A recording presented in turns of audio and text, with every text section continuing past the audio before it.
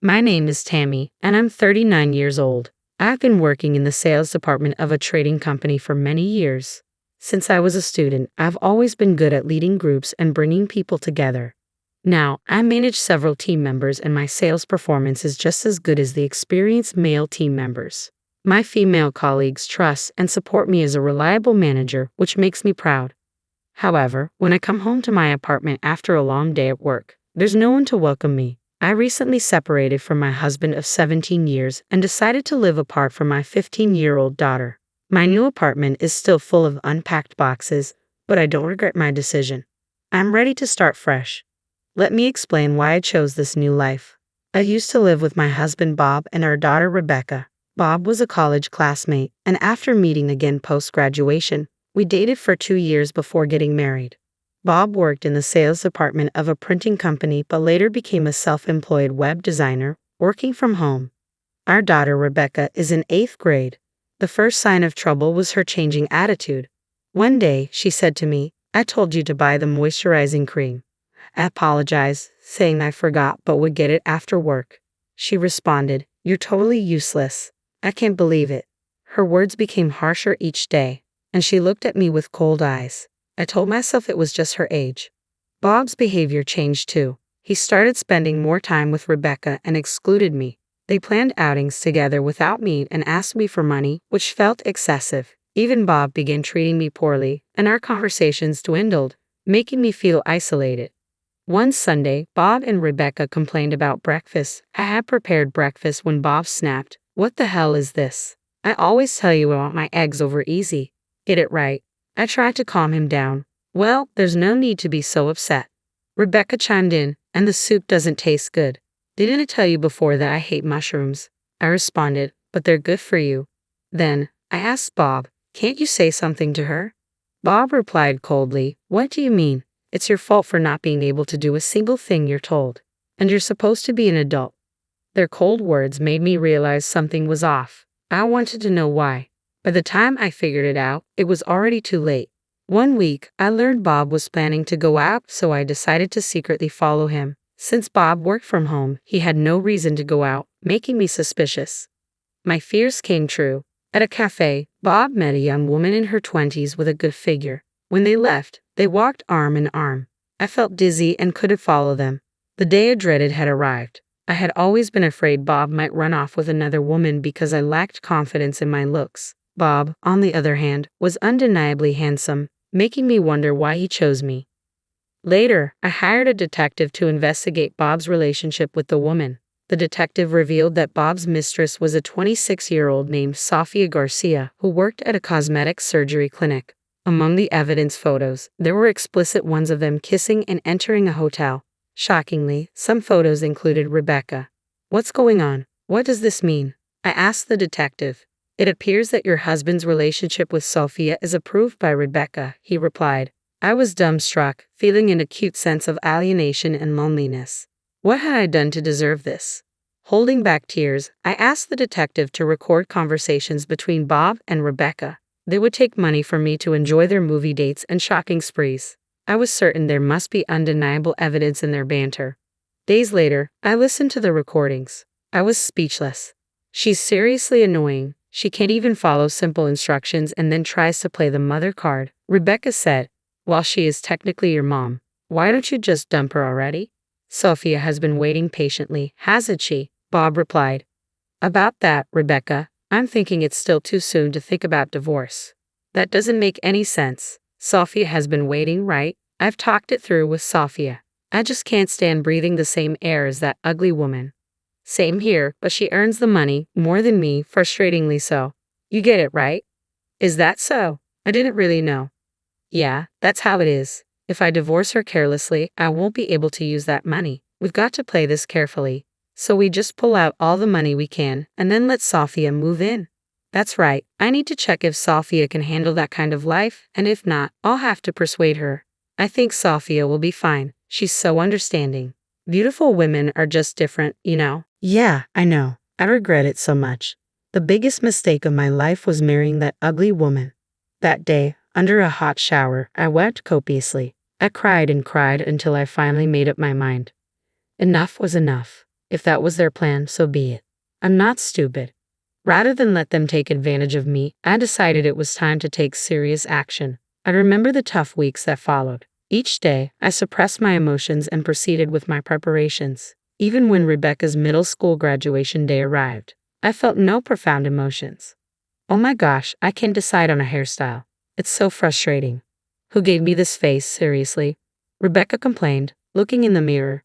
She was the spitting image of me. I pretended to ignore her usual grouchy remarks. Then she said, "Hey, I need some money. Around $400 will do." What's a kid gonna do with $400? Besides, today's your graduation ceremony, isn't it? Well, obviously, because it's graduation, I'm going out with friends afterward and eating out with Dad too. In the end, I handed Rebecca the $400. This is the last time, I thought as I did so. Rebecca took the money without a word of thanks and said, "Hey, I'm gonna get plastic surgery soon." Plastic surgery? Yeah, I'm saying goodbye to this ugly face that looks just like yours. I can't wait for a total transformation before high school starts. Okay. I'm surprised. I thought you would be much more against it. What a letdown. Well, I won't say anything. It's your body, Rebecca. Yeah, you know what I mean, right? It's only natural to want to get plastic surgery with a face like this. It's your fault. Afterward, I drove Bob and Rebecca to her middle school. Rebecca made me stop the car a little before we got to the school. Dad and I will get off here. You can go home. You know I don't want my friends to see you, right? Of course, I replied and went home. I had no interest in attending the ceremony. Everything went as planned, which felt quite nice. I returned to the apartment and waited. A truck and 3 men arrived. All right, we'll pack and move things out. Given the amount of stuff, I think we should be done in about 2 hours. Thank you, I appreciate your help. That day, I moved to a new apartment, leaving the divorce papers on the table of the old apartment. I had put in a vacation request at work and toured several places domestically, savoring the rare freedom. Perhaps I could have enjoyed it more without the persistent calls from Bob and Rebecca. A few days later, I returned to the new apartment, all rested for my journey. When I finally answered one of Bob's incessant calls, he sounded flustered. "You finally answered. Hey, where are you? What are you doing?" "I'm just relaxing in my room, watching TV." "What is it? You sound so flustered. Is something wrong?" "What do you mean, is something wrong? What do you mean by your room? Explain yourself properly." "There's no need to explain. You saw it, didn't you? The divorce papers, that's all. No explanation is needed, right? So, you knew about About your what? If you mean your affair." "I knew. I have no intention of breaking up. I figured with your income you can't support Rebecca, but tough luck. I'm getting divorced and taking alimony too." "Who says I'm going to pay alimony? We should talk about this matter calmly." "Oh yes, you can bring Rebecca along or not. It doesn't matter to me. I didn't really want to see them anymore, so I abruptly ended the call, turned off my phone, and cut off contact. I chose the cafe where Bob first met Sophia for our discussion, but only Bob came. There was no sign of Rebecca. She must be fresh out of plastic surgery, poor girl. "Who's that with you?" Bob asked. "This is my attorney, Mr. Johnson." "You brought a lawyer? Well, did you bring the filled out divorce papers as I asked?" "As I've said, I won't fill out such a thing. I'll tell you as many times as it takes. I have no intention of breaking up. Do you just want the money? Do you think we can continue our marriage for that reason?" "Who said I'm after your money? Who said it? You're making assumptions about people's feelings," I retorted. I gave Mr. Johnson a nod. He took out his smartphone and calmly pressed play. What started to play was a conversation between Bob and Rebecca from that day. Bob's face turned pale instantly. "It's quite something to have your own bad-mouthing played out right in front of you.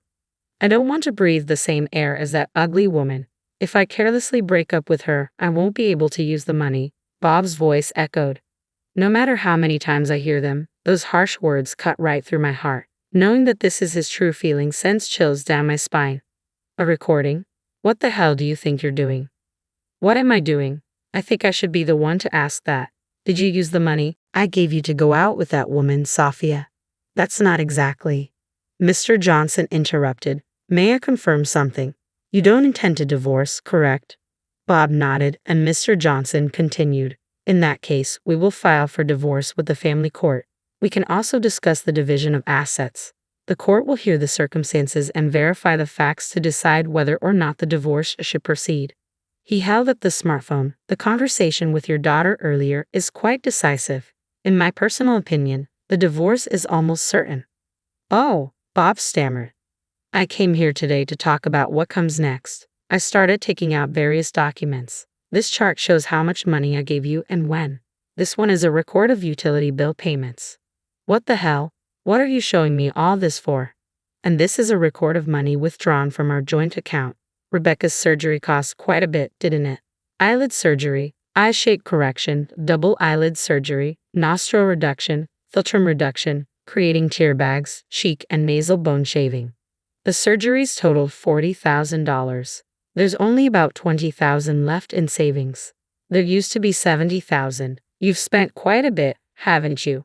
That was for Rebecca. I could save up again. Do you realize that I was the one who mostly saved up that money? I'm really starting to get angry. I'm okay with splitting what's left in the account for the division of property. I won't say anything about Rebecca's surgery costs. However, what? Bob interrupted. I expect you to pay for the emotional distress I've suffered, so keep that in mind. And wait, there's more. Have you kept in touch with that woman, Sophia? No, not really. That's what I thought, because, well, I hired a private investigator to look into her. She's got a criminal record, so you better be careful. A criminal record? She was charged with fraud and was arrested. She was in cahoots with the director of another cosmetic surgery clinic. What the? She must have thought you and Rebecca were easy targets. My condolences. Rebecca? What about Rebecca's surgery then? I hope everything went well. Otherwise, we might have to negotiate with the hospital. Might even have to sue them. We'll have to see whether the clinic would agree to a settlement. In that case, there are many dishonest clinics that deny their mistakes and dig in their heels. Hearing Mr. Johnson's words, Bob's face noticeably turned pale. That's all for today. Send the divorce papers, okay? Direct them to Mr. Johnson since I obviously won't be giving you my address. Wait, please. One last thing. Can you lend me some money? Bob looked pitiful. I'm ashamed I ever fell for such a man. Absolutely not. I left the cafe with Mr. Johnson, leaving a devastated Bob behind. According to rumors, Bob and Rebecca's life turned into a complete mess afterward. On Bob's salary alone, it was hard to afford an apartment and support Rebecca. Eventually, Rebecca had to start doing odd jobs like newspaper delivery, and they moved to a cheaper apartment, downgrading their living standard with just his web design projects. He couldn't make ends meet and even had to take up day labor. Pitiful, really. But Bob must pull through. After all, he hasn't finished paying my alimony yet. I decided to let him pay it off in installments. Paying out $30,000 all at once would have been impossible for Bob, given his small business, which barely covered his side income. Borrowing money would have been out of the question too. I could have let him borrow money from a loan shark, but I didn't want to put that much pressure on him. A few days later, I received a call from Rebecca. As expected, the surgery was a total failure. It was far from ideal. Rebecca and I met at the cafe and had a long chat after not seeing each other for a long time. She still had bandages on part of her face. The surgery left marks, and I need another operation to remove them. It's the worst. Still can't get in touch with that Sophia girl, huh? Yeah, you were right, Mom. She only saw us as easy targets. Rebecca stared out the window, a far-off look in her eyes. She seemed more mature to me than before. Well, I gotta go now. I have to go to my part-time job and do my high school homework afterward. I'm really busy. Good luck. Thanks, Mom. I'm really sorry for all the trouble I've caused. No need to be polite all of a sudden. I won't give you any money.